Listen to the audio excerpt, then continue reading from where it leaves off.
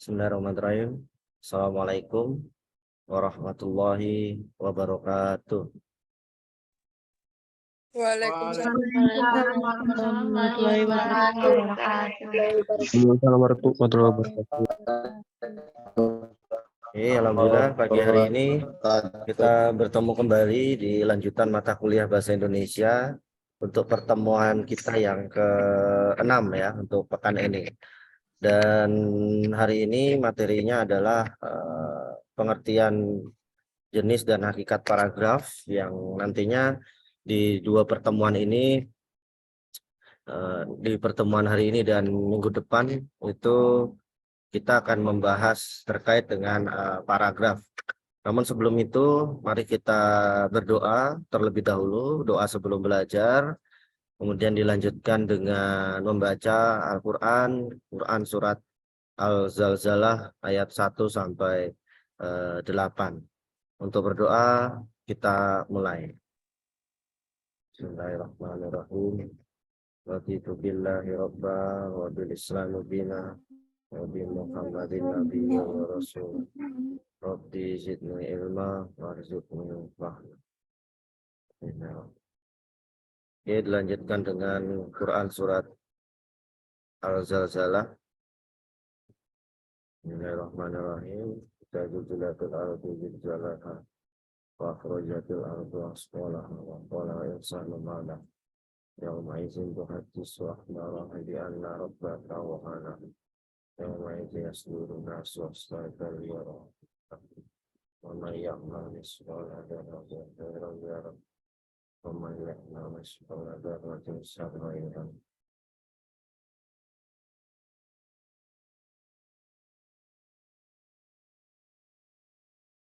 Ya, selanjutnya presensi. Seperti biasa, presensi saya buka di ini ya, lensa. Nah, saya edit dulu.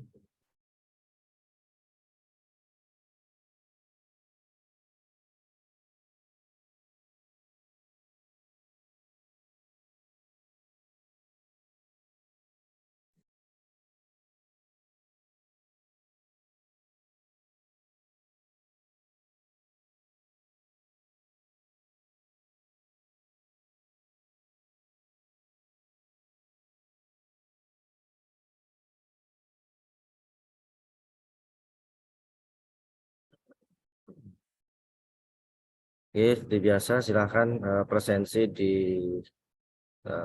SIM presensi yang ada di lensa. Ini sebentar saya presensikan yang di SIM PTT presensi kuliah.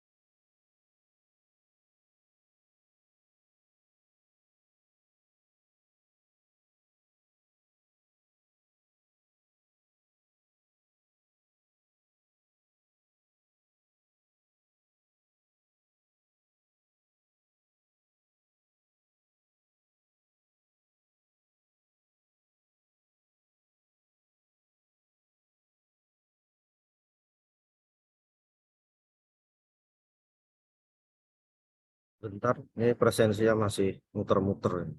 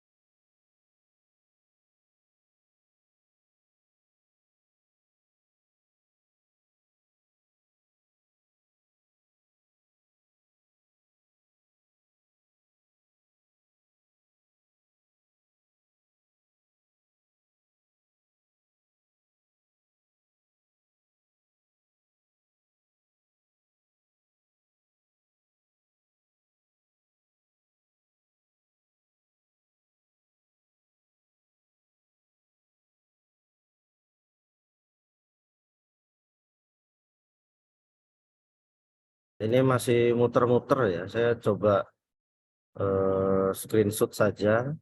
Saya kirim ke ketua kelas, ya, ke kelas masing-masing. Kelas A, B, dan C. Yang C saya kirim ke Raihan, yang A ke Mas Dano. Ini karena masih muter-muter, nah jelas.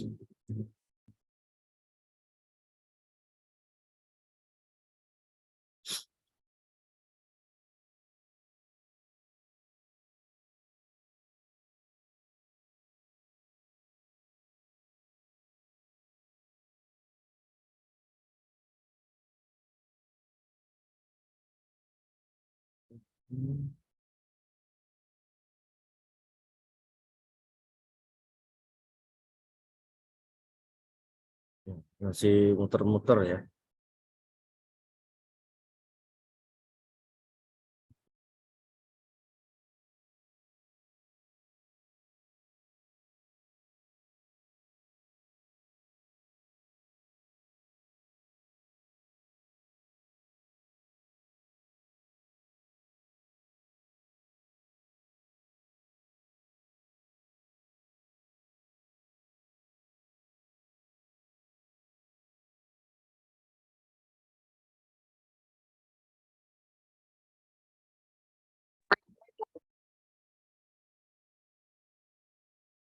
Ya, QR code-nya saya kirim ke PC kelas masing-masing.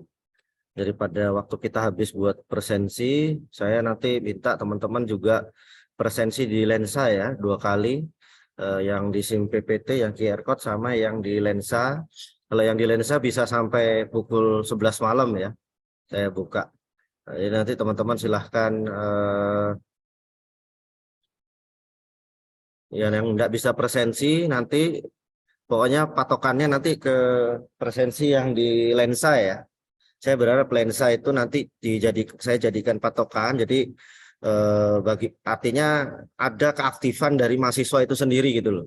Kan soalnya tidak semua orang punya apa namanya, punya Android gitu ya, atau mungkin iPhone-nya lagi kalau iPhone mungkin bermasalah kalau dengan SIM yang PPT yang pakai QR code. Nah, saya berharap nanti teman-teman presensi di lensa ya. Sekali lagi jangan terlambat. Itu saya beri waktu sampai jam 11 malam loh.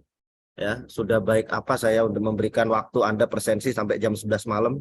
Itu tidak ada dosen yang seperti itu ya. Jadi silahkan, ini keaktifan Anda sendiri, silahkan buka lensanya.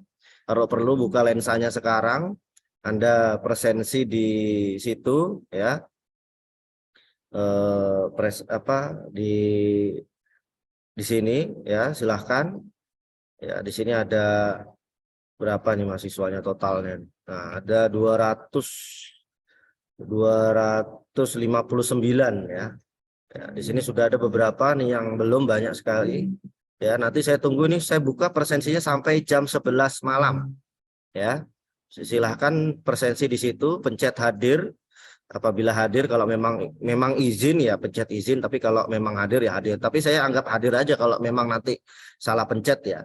Nah, tapi sebenarnya saya tidak ingin memberi permakluman bagi yang tidak presensi di lensa, karena presensi di lensa itu saya buka sampai malah ini jam 12 malam ya, 11.55 batas maksimal.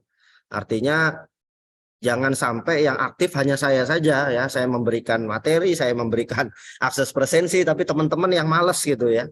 Nah, saya malas kalau ketemu teman-teman mahasiswa yang tidak aktif gitu ya. Karena kalau Anda tidak aktif, pasif gitu, yo ketinggalan nanti, yakin deh. Saya sudah punya pengalaman, soalnya adik sepupu saya gara-gara tidak kuliah selama 2 tahun pandemi, pulang ke Kalimantan. Kemudian dia tidak lapor orang tuanya untuk key-in ya, key-in yang ketika bayar SPP tiap semester itu ya, kan harus key-in, KRS dan lain sebagainya. Dia tidak lakukan, sehingga ketika pandemi sudah mulai berakhir dan dia balik ke Jogja, dia sudah tidak bisa kuliah gitu, karena dia tidak pernah bahasanya registrasi ulang tiap semester. Bahasanya dia harus di DO dan harus pindah ke kampus yang akreditasinya lebih rendah daripada kampus yang sebelumnya. Nah, sebelumnya kampusnya bagus, UI gitu kan. Nah, kemudian pindah ke kampus Jana Badra yang mungkin bahasanya perakreditasinya lebih rendah daripada UI gitu ya. Nah, jadi saya berharap teman-teman tuh sangat harus aktif ya, harus aktif. Ya, jadi mahasiswa tuh harus aktif, jangan pasif, jangan hanya bolak-balik kampus mangan turu kampus, jadi tidak ada aktivitas apa-apa gitu ya. Nah, makanya saya berikan Anda kesempatan untuk presensi ini, karena kalau SIM PPT itu kan suka lambat ya, suka error gitu ya. Nah, jadi ini agak sulit kalau misalnya kita mau presensi di awal waktu, dan itu sangat menghabiskan waktu.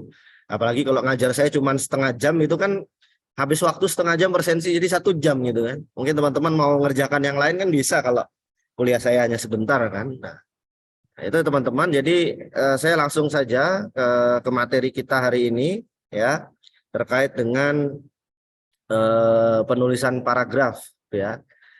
Dan sebelum itu nanti saya ingatkan, untuk setiap tugas kita mengumpulkannya di lensa ya. Semua aktivitas kuliah kita semua terekam di lensa, termasuk kegiatan kuliah yang kita rekam hari ini. Itu saya upload di YouTube, saya unggah di YouTube, kemudian saya tampilkan di lensa begitu ya.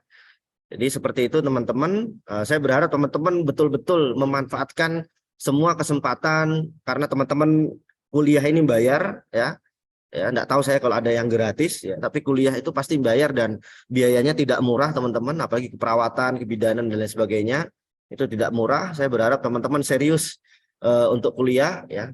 Cukup menghargai tanggung jawab pada orang tua atau sponsor yang memberikan teman-teman bantu dana untuk bayar kuliahnya gitu. Karena di luar sana saya selalu mengingatkan, walaupun Anda sudah pertemuan ke-6 ini, saya tidak henti-hentinya untuk mengingatkan bahwa bersyukur Anda bisa diterima kuliah di Unisa begitu. Di tempat lain mungkin banyak orang yang teman-teman Anda yang belum punya kesempatan untuk bisa kuliah pada hari ini ya, karena keterbatasan biaya atau mau kerja dulu dan lain sebagainya. Bahkan mungkin di antara teman kita ada yang kuliah sambil kerja karena mungkin keterbatasan biaya, dia harus berjuang untuk mencari tambahan biaya untuk hidup, untuk makan dan lain sebagainya. Ya, saya kira itu. Dan saya masuk ke materi hari ini adalah terkait dengan paragraf. Materi saya sebentar, ini hanya 15 slide-nya. Minggu depan kita lanjutkan lagi ya.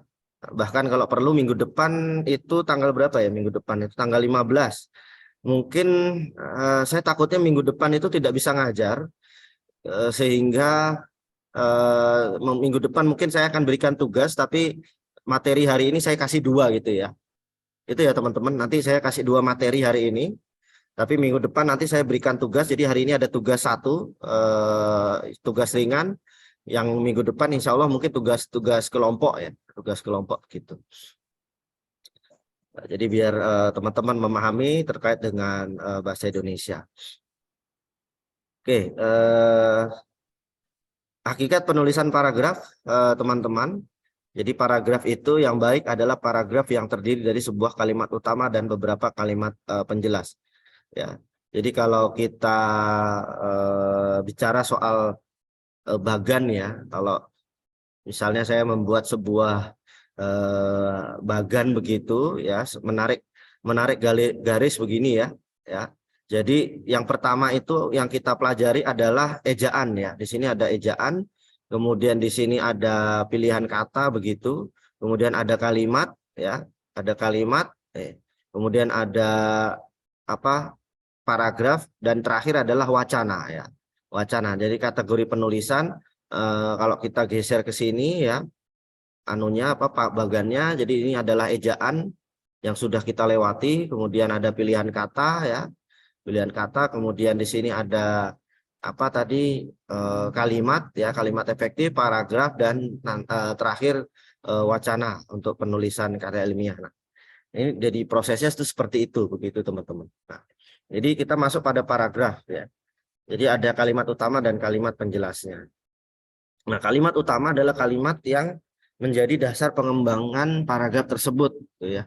Dalam kalimat utamalah biasanya terdapat gagasan utama paragraf tersebut. Nah, kemudian sedangkan kalimat penjelas berfungsi untuk menjabarkan gagasan terdapat dalam kalimat utama. Nah, jadi kalau misalnya ini ujian, saya pertanyaannya adalah sebutkan jenis-jenis paragraf berdasarkan letak kalimat utamanya. Jadi Anda cukup menjawab paragraf deduktif, induktif, campuran, atau tersirat ya. Yang pertama adalah paragraf deduktif. Paragraf deduktif secara instan atau secara ringkas adalah paragraf yang kalimat utamanya terletak di awal paragraf teman-teman. Ya, jadi deduktif itu ada di awal paragraf kalimat utamanya. Ya, jadi kalau kita bikin bagan seperti ini kategorinya umum khusus gitu ya. Jadi kalimat utama ada di umum ini ya. Ya, jadi ada di situ, sebentar saya kasih. Nah, ini gambarnya. Nah, ini. Nah, ada di umum ini, kemudian ada di khusus di kalimat selanjutnya. Nah, contoh paragraf misalnya teman-teman bisa baca di sini yang saya beri tanda merah ini adalah kalimat utamanya. Ya, jadi benda cagar budaya di Indonesia menjadi incaran kolektor gitu. Ya, salah satu benda tersebut adalah arca aksobia Buddha yang sedang duduk bersila dengan kedua telapak tangan di atas paha. Benda seni tersebut tergolong barang dagangan yang harganya tak ternilai. Penawaran sempat dibuka dengan harga 300.000 US dollar atau sekitar 3 miliar rupiah. Harga selangit itulah yang ditawarkan di Balai Lelang Christie di New York. Nah, jadi kalimat utamanya ada di awal ya, yang ini yang deduktif. Nah, kemudian paragraf induktif ya. Paragraf yang dikembangkan dari beberapa pernyataan khusus yang kemudian disimpulkan ke dalam sebuah pernyataan umum, atau dengan kata lain induktif itu adalah kalimat yang paragraf utama kalimat utamanya ada di akhir paragraf teman-teman. Jadi gambarannya khusus dulu baru ke umum gitu ya. Nah, untuk contoh paragrafnya ini ya. Jadi untuk menjadi karyawan PT Digital Modern syarat utamanya adalah sarjana, akan tetapi tidak cukup sarjana saja, calon karyawan dan lain-lainnya harus memiliki IP bagus perguruan tinggi minimal 2,75 ya. Cukup rendah sekali IP-nya. Nah, calon karyawan juga harus menguasai salah satu bahasa asing dan lulus rangkaian tes. Kemudian disimpulkan yang terakhir, jadi memang tidak mudah untuk dapat diterima menjadi karyawan PT Digital Modern. Nah, dari kalimat akhir ini tentunya kita sudah punya bayangan.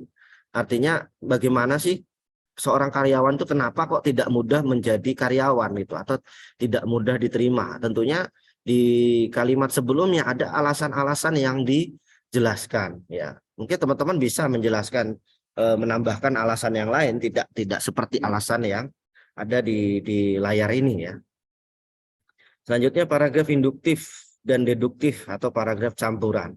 Ya, paragraf ini dikembangkan dari sebuah pernyataan umum yang kemudian dijelaskan oleh beberapa pernyataan khusus dan kemudian diakhiri dengan menegaskan kembali pernyataan umum sebelumnya. Dengan kata lain, paragraf campuran adalah paragraf yang kalimat atau gagasan utamanya terletak di awal paragraf dan ditegaskan kembali di akhir paragraf. Nah, teman-teman bisa lihat di sini, jadi umum, ya, kemudian khusus lagi, baru umum lagi. Nah, ini contohnya tadi kalau benda cagar budaya, yang tadi teman-teman sudah baca, kemudian diakhiri lagi dengan kalimat tambahan atau penjelas, penegasnya. Hal ini membuktikan bahwa benda peninggalan sejarah bangsa Indonesia banyak diburu oleh para kolektor. Nah, kemudian ada paragraf tersirat ya. Jadi seluruh kalimat utamanya ada di seluruh kalimat. Sehingga untuk menentukan gagasan utama paragraf tersirat, kita harus menyimpulkan sendiri. Ya, biasanya terlihat pada wacana-wacana bersikap deskriptif, seperti pada karya sastra, cerpen, novel, drama, dan puisi. Itu. Jadi itu materi yang pertama. Kedua adalah terkait dengan pola pengembangan paragraf. Nah, jadi saya langsung rangkap 2 materi ya hari ini. Jadi minggu depan nanti kita tinggal penugasan saja.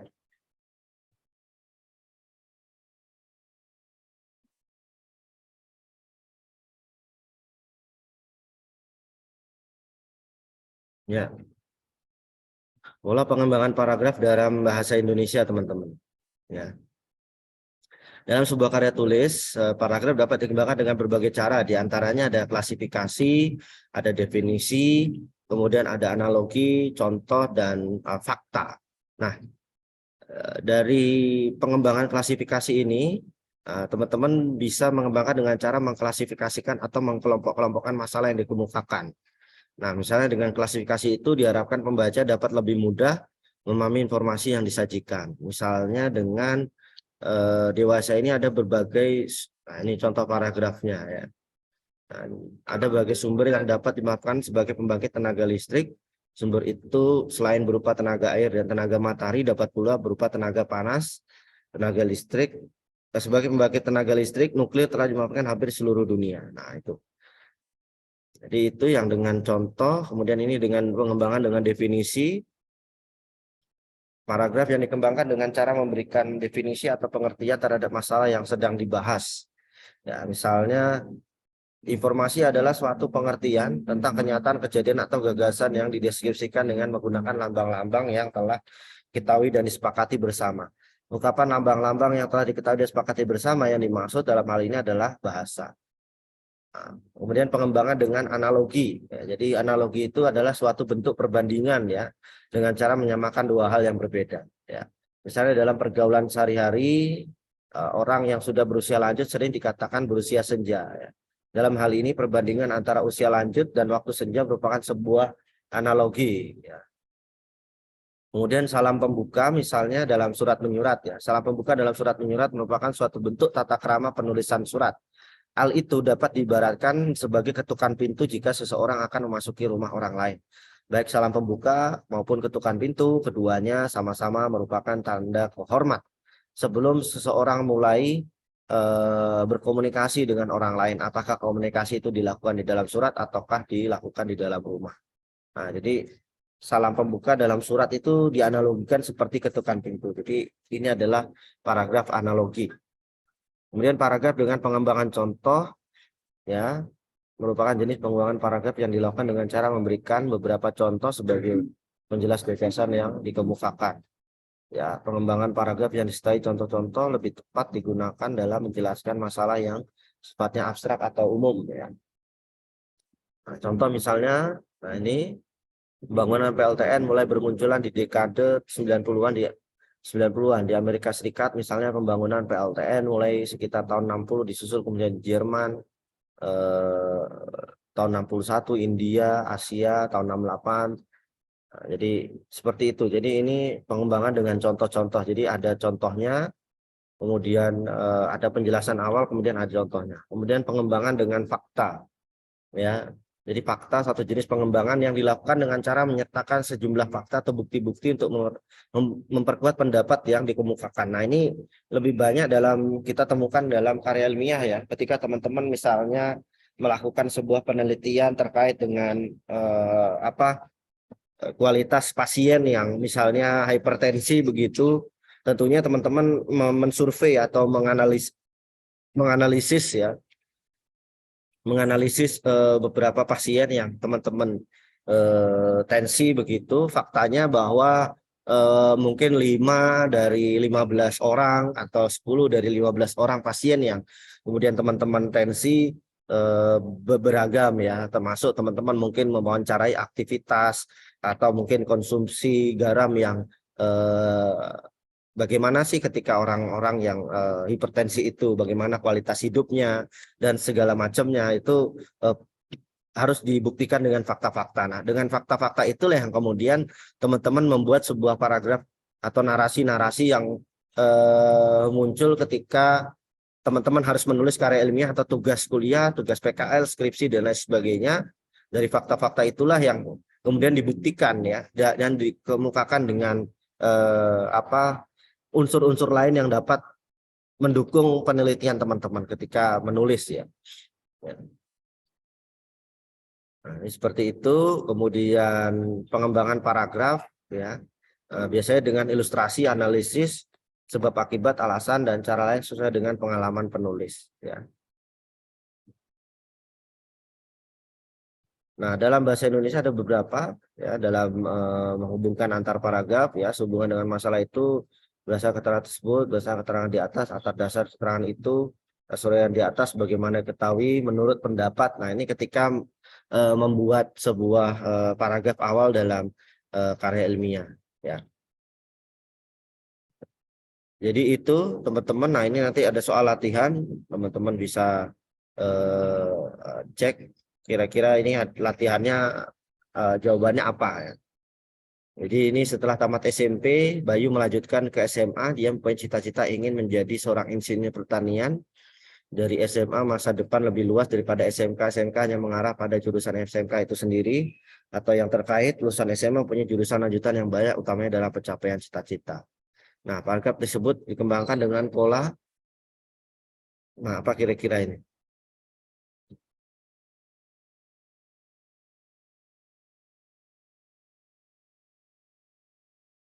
Ini perbandingan ya.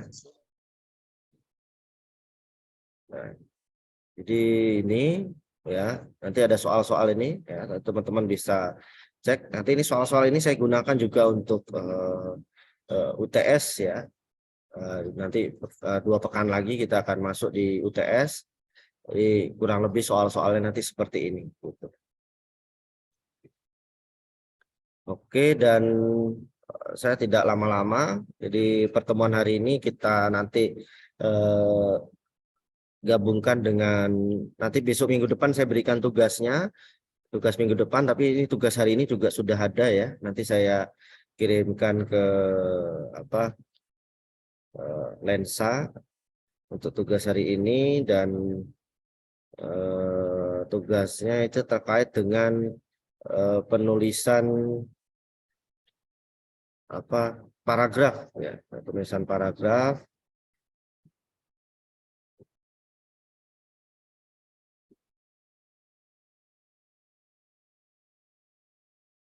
Nah, jadi penulisannya hari ini paragrafnya adalah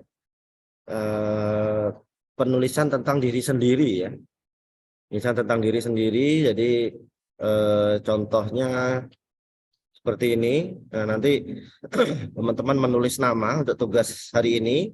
Deadline-nya pekan depan. Nanti pekan depan saya tidak masuk, tapi memberikan tugas saja ke teman-teman. Nanti kita tetap presensi seperti biasa.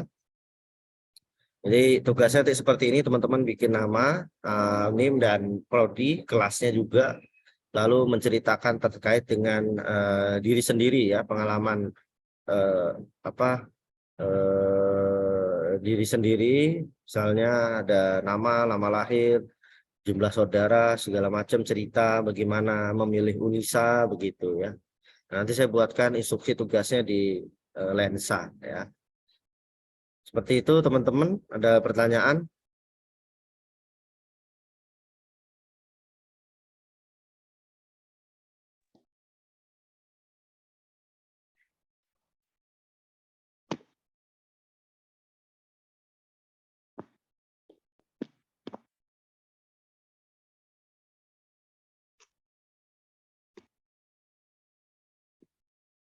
Oke, kalau tidak ada, saya cukupkan. Nanti minggu depan kita ini aja ya. Saya berikan tugas saja minggu depan karena tanggal 14 sampai 20 itu saya sudah sibuk panitia muktamar ya. Jadi mungkin agak sulit kalau saya harus ngajar online. Ini saya masih di kampus ini. Jadi itu ya teman-teman, nanti minggu depan saya berikan tugas lagi. Tapi hari ini sudah ada tugas yang pertama untuk paragraf. Nanti minggu depan sudah ada tugas. Kemudian nanti UTS saya berikan kisi-kisinya setelah pertemuan yang ke-7 selesai begitu kira-kira. Ya, nanti untuk presensi seperti biasa, nanti ketua kelas mengingatkan untuk presensi di SIM dan di Lensa Unisa. Oke, saya kira cukup ya. Silakan mungkin beraktivitas yang lain. Saya cukupkan hari ini. Terima kasih. Nunur kolami wamesturun. Assalamualaikum warahmatullahi wabarakatuh. Waalaikumsalam warahmatullahi wabarakatuh.